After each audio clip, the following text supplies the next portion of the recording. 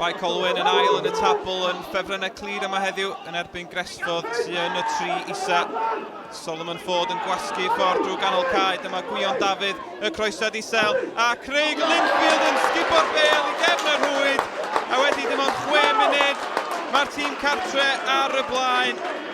Roedd hi'n llawer rhy hawdd i Ford gam i fewn drwy amddiffyn Gresffordd.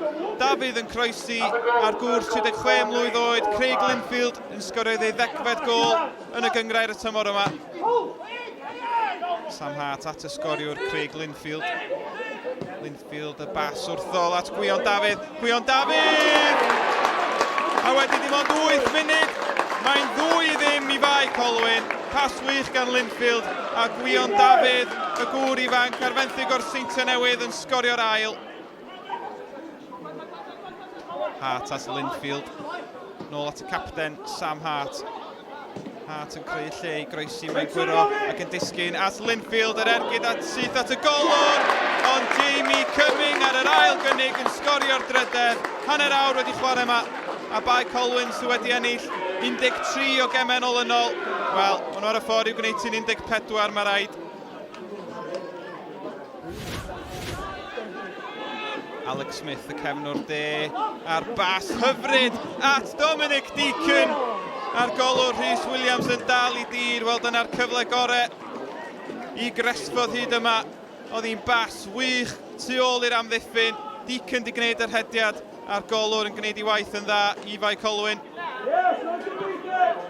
Pas lac o'r cefn, Sam Hart di darllen y chwarae. A Sam Hart di parhau ar hediad.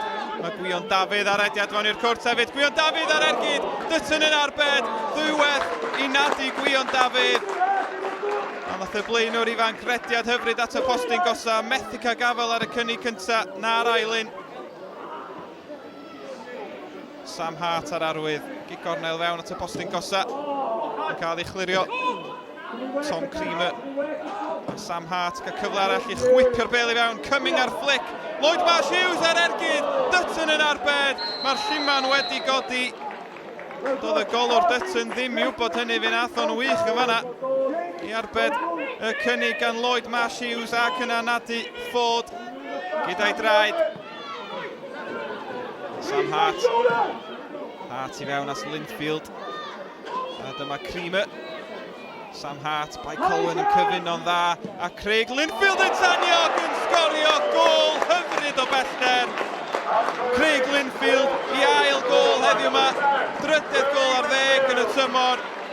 A siawns fydd wedi sgorio llawer gwell na honna.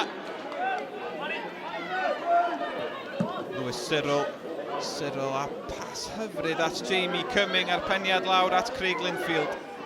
Linfield gosod y bêl i Cumming, y croesod at y postyn gosa, golwr yn dod allan, y golwr yn hir neb, a Craig Linfield, 36 mlwydd oed, yn sgorio'r hat-trick. Mae'n 5-0 i Bae Colwyn, chwarter awr yn weddill yma. Craig Linfield ydi seren y sioe.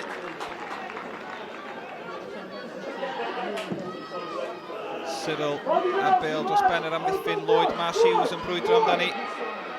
Yr eilydd Marsh Hughes, heibio i ddyn, mae'n cael ei dynnu nôl, mae'n aros ar ei draed. Gwion Dafydd, oddi ar y linell, a Creamer wedyn. Gwion Dafydd yn ysbryd i ben. Fe all Marsh Hughes di mynd i'r llawr fan hyn, oedd yn cael ei dynnu ergyd flinedig gan Gwion Dafydd. A Creamer, yr ergyd ganddo fo, yn cael ei gwyro allan.